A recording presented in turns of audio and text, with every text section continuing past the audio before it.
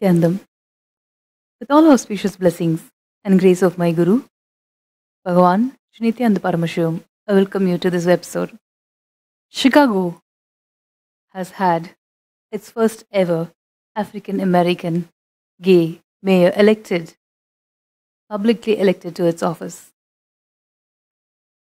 For the very first time, I think, in the history of modern world, that an African American lady who's publicly announced that she's a gay has been elected by men and women of all segments to lead them, to be their role model, to take political decisions for them as the mayor of Chicago.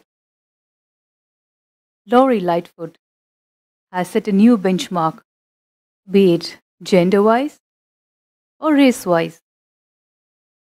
She has broken the glass ceiling, which many of us think of as obstructions. First, being an African American in the United States of America was not easy for her when she was growing up. Second, acknowledging that she's a lesbian and publicly acknowledging her identity, her sexual orientation, her partner in life. And third, fighting for a public office. Because when you are on a public podium, you will easily get shamed.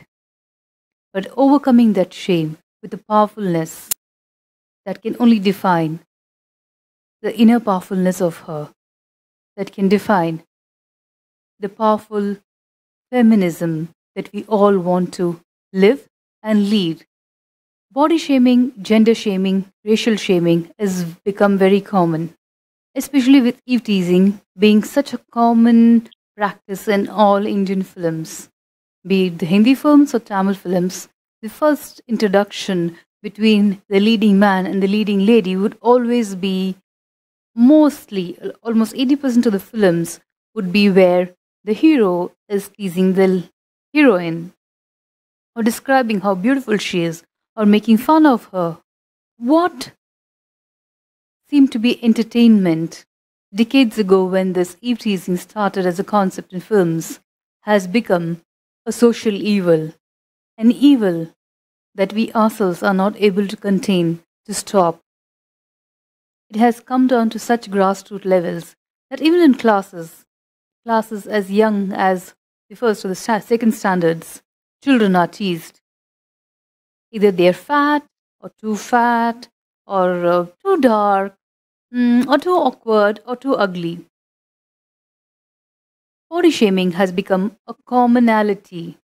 It is no longer categorized or customized to a specific gender. A man, a woman of any age and any shape can be body shamed for any reason. Either you're too fat or you're too thin. Either you're looking starved or you're looking over healthy. Or you're looking cross-eyed, or there could be so many reasons. But the worst is the body shaming. Especially if it starts from childhood, where children tease the others. And when grown-ups are also, especially people in the public podiums, public workplaces, are teased for their looks. It's very sad. People do not realize that we have become so cruel that we think body shaming is a joke. I really don't see any joke or any fun when someone comes and tells another lady or a man, "Oh, you put on so much of weight. You're looking strange." That's not nice. Especially I've seen over the years, especially when the women or actresses who get married and who put on weight during the delivery of the child, they're shamed on public platforms. "Oh, she's so fat and ugly," or she's not what she used to be before. Obviously, she's not what she used to be before because she's creating a new life. And irrespective of whether she is or not, shaming someone only shows the level of cruelty that we have fallen to. We forget that it hurts others. We forget that others do become sensitive. Many a time, people walk up to me and say, "Oh, you put on weight," and I'm like, okay, how does it matter to anybody whether I have put on weight or not? how can that be a starter of a conversation? It is not a polite way to start a conversation. If you're really concerned about the person's health, then there is a different way to put it across. Not saying, oh, you're looking too fat. Frankness is appreciated but not cruelty. It takes a long time for a person to get over body shaming. They either go to the extremes if a person is fat or overweight, sorry, and they're body shamed constantly.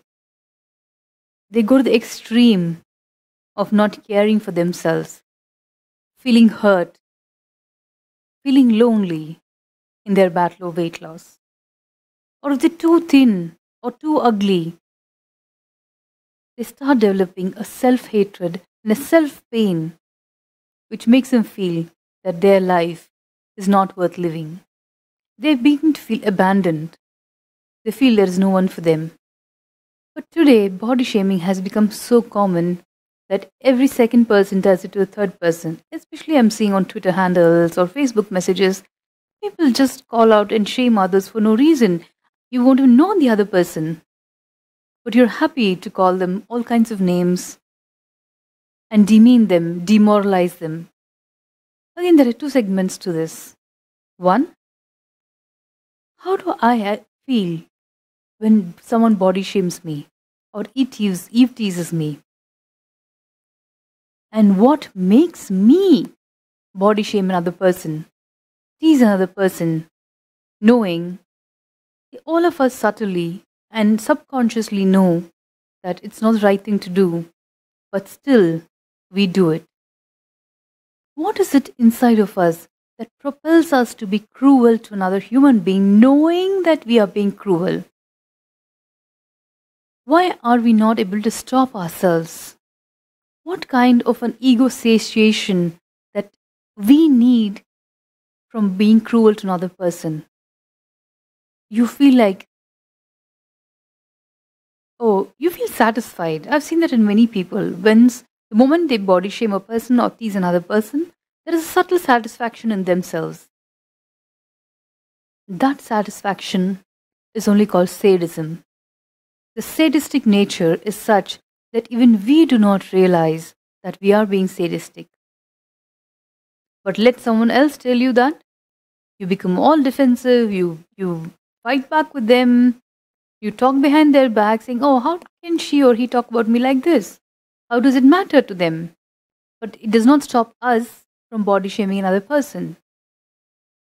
When we are body shamed, the first thing we feel is guilt. Why do you feel guilty? So what if I'm fat? So what if I'm thin? So what if I'm ugly? So what if I'm dark? So what if I am me?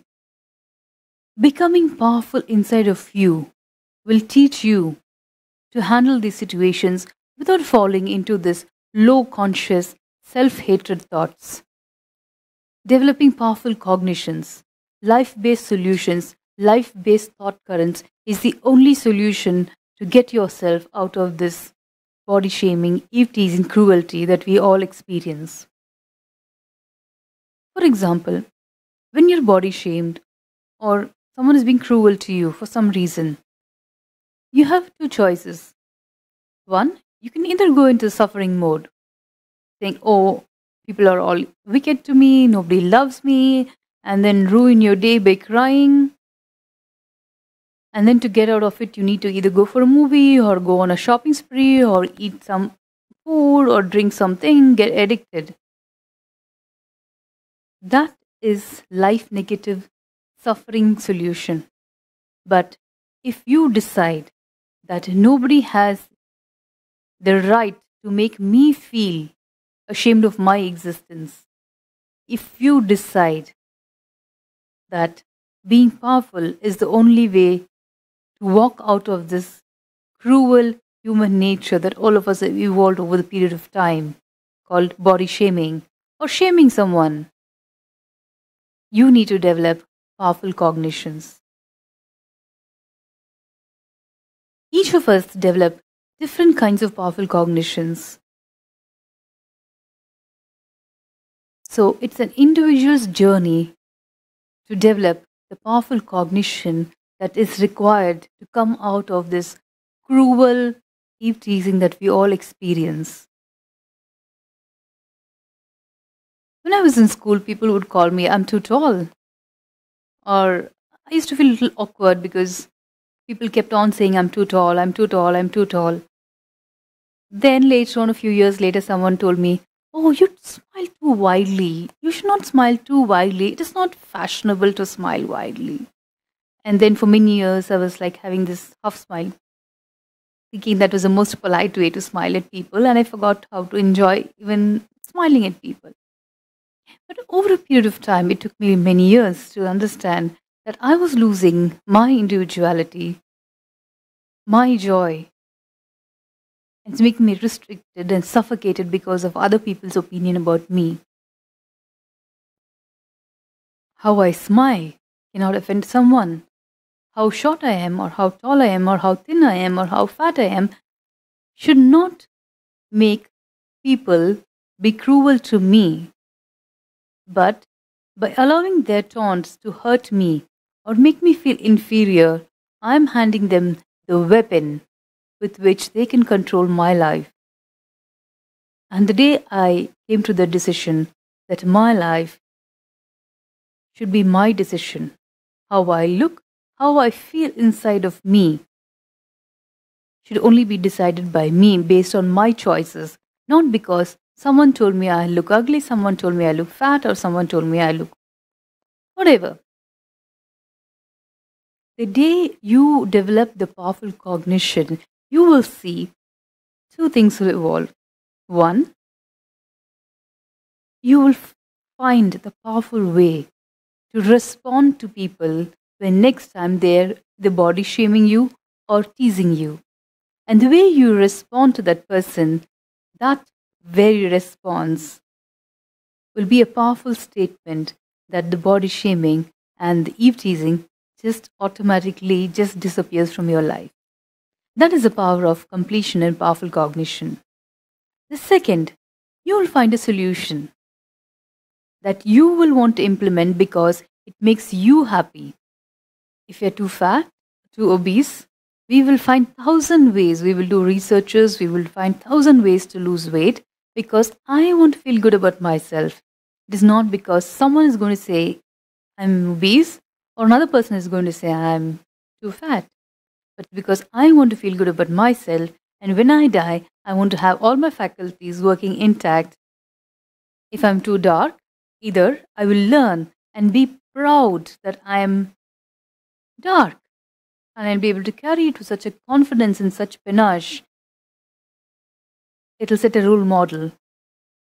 Your style will become a statement for the world to follow. If you're too thin, you'll find a way, a powerful way to like yourself, to love yourself. To first love yourself is the most important way that you can get out of these cruel, mean, eve-teasing taunts that people keep throwing at you. But to love yourself beyond the preconditioned existing social way that people look at you, you need to be in completion with yourself, with your body, and the way you carry yourself. The one technique that really helped me through this, like every woman, I too have been experiencing and have experienced body shaming, name shaming, anything you call it. Like it's become so common nowadays that it no longer you don't feel victimized any longer. You don't feel targeted for any reason. But this is not the right way for us to live in the society, especially for us women, when we need to have a certain social respect, where we need to feel that we are respected for what we are contributing, for what we are doing. Being trolled on Twitter or being shamed on Facebook is no longer something that can be brushed aside as just a social conversation. That is what leads to violence. That's what leads to rage. That's what leads to breaking of relationships. If you have experienced body shaming, sit down and write what made you feel Rather, what experience you had when someone taunted you or eve teased you. Go to the depths of that thought. Did you feel guilty? Did you feel ashamed? You felt ashamed. Why? Because someone was laughing at you? Or because you yourself felt that you were not good enough? If you yourself felt that you're not good enough, write down the solutions for it. How you can make yourself love yourself more. What more do you need to do to love yourself? Then you will see that the other's opinion will not hurt you so much. And even if someone had a wrong opinion about you, you will find ways to make them understand. And you'll be working from the space of completion because you are complete with yourself first. You know you have tried your best and you are trying your best to overcome this loophole or this flaw. The flaw is not how you look, the flaw is your pain, your suffering. I think Priyanka Chopra Jones once said, it's how you carry your confidence that speaks about you. It's not your clothes, it's not your designer bags, it's not your hairstyle, not your makeup. It's your confidence. And every one of us can develop this confidence. It is not just something that you're born with. Yes, we are born with it, but over a period of time, we lose it. We somehow get lost in the conversations, in our relationships. But to get back your confidence in yourself, faith in yourself, in what you're doing is the right choice. You need to be complete with yourself. You need to trust yourself. To do that, you need to sit down and write what emotion you experienced. It made you feel bad, it made you feel angry, it made you feel like beating up the other person for teasing you. What? And if it really made you feel like beating up the other person for body shaming you, why do you feel so violent inside? Because someone shamed you? Yes, shaming another person is not the right thing to do. It's the most cruelest thing to do on this planet. But why should I feel violent about it? The person who has shamed me should be ashamed of himself. But I'm feeling violent, I'm feeling agitated, I'm feeling powerless. Means something's inside me which I'm not able to handle. So look in, write down clearly what are the various feelings you experienced when someone body shamed you. And next to it, write clearly what you want to achieve or what you want to overcome. For everything, completion is the only solution. You need to sit down, go into the layers of your completions. Why do you feel fear or anger when someone shames you? Do you feel helpless? That you're not able to give him back or give her back, talk back to them, repartee? What is it? What is that core emotion that makes you feel angry or shamed or guilty or fearful? If you're feeling helpless and you feel because you are alone, that's why you're being shamed, you need to complete with the feeling of loneliness.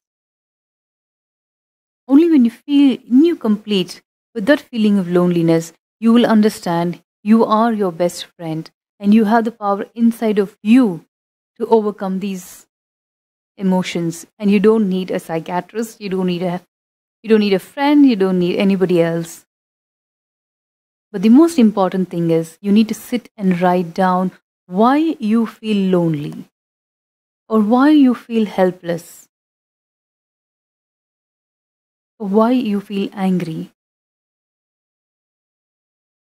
If you feel angry because you're not able to beat up the other person for shaming you, go to the next level. How does it matter beating him up? Who's he or who is she to you in your life that you feel so frustrated that you want to go beat them up and waste your time? Is that more important?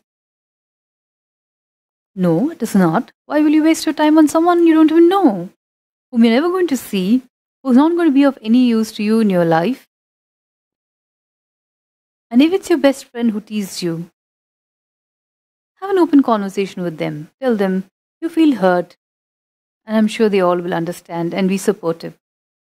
But when someone shames you or Eve teases you, if you laugh, they will think you're also laughing at your own joke. Nobody's going to sit down and think or be sensitive to you. If you feel hurt, then just have an open conversation and make it simple. Hey guys, don't tease me. I'm already struggling with all these things. I just feel terrible when you'll say these things. And people will understand. So there are various solutions you can go towards.